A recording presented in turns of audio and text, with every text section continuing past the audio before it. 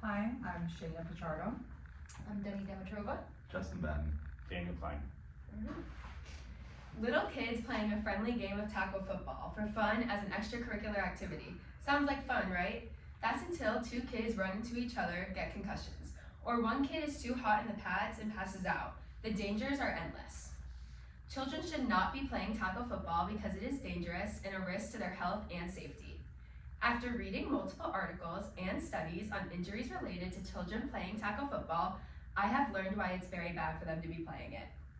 I will explain to you why children shouldn't be playing tackle football because of the physical and mental health issues with it. To start, youth tackle football needs to be stopped because it's detrimental to children's physical health.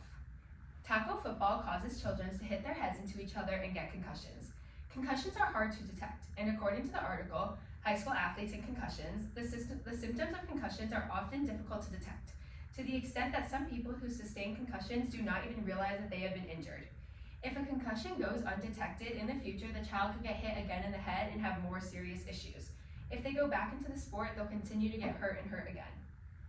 If the child gets hit, they can have traumatic brain injury when they are older, and it would leave permanent damage. Youth tackle football is also harming kids' mental health. Now, you may not think this is true, but it's actually from their getting hit in the head. Children playing tackle football can also have harm to their mental health in the future. According to the Association Between Adolescent Football Participation and Early Adulthood Depression, getting hit in the head as a child can have mental health effects in the future. Among former players, increased risks or neurodivergent disease and associations between concussion history and cognitive impairment and depression later in life. These concerns have led some medical professionals and policymakers to propose limiting or banning youth tackle football. When you think about a child's future, is it really worth it to have their mental health declining just to play tackle football? The last thing is that youth tackle football is causing many heat-related illnesses and deaths.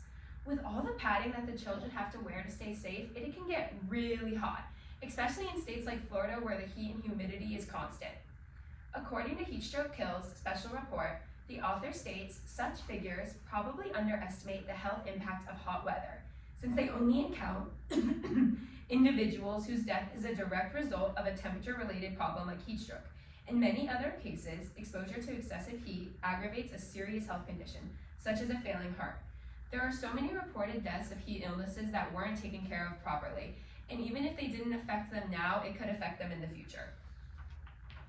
Now that you know the problems with kids playing tackle football, I want to tell you some of the solutions.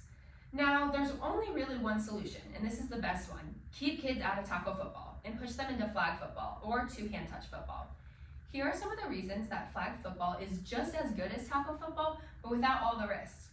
According to the article by NFL Flag of San Diego League, it can particularly assist players in developing their ability to move laterally with the football without worries about being tackled below the knees and suffering a knee or other injuries caused by poor tackling form by unexperienced youth players. In the same article, the author also states that playing flag football can even increase a player's tackling ability for football at a later age. It requires greater skill, dexterity, and athleticism to grab a flag than to tackle a ball carrier.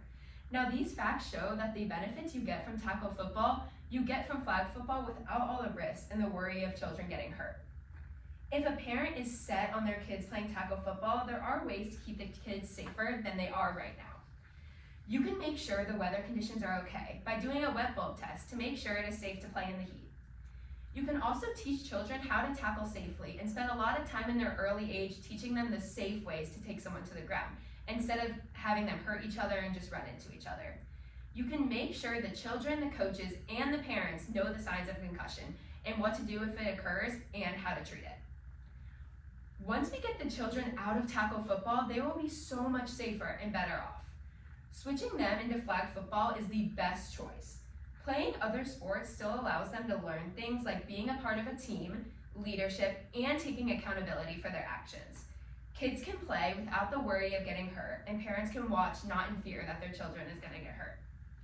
To sum it all up, tackle football is dangerous to children, and there are other, safer options. Children playing tackle football are at a high risk for physical injuries and mental illness. They have other options and should not be taking this risk. As for me, I used to watch my brother play football, and I would be so scared that he would get hurt because of all the risks. I urge you to talk to parents considering putting their kids into tackle football.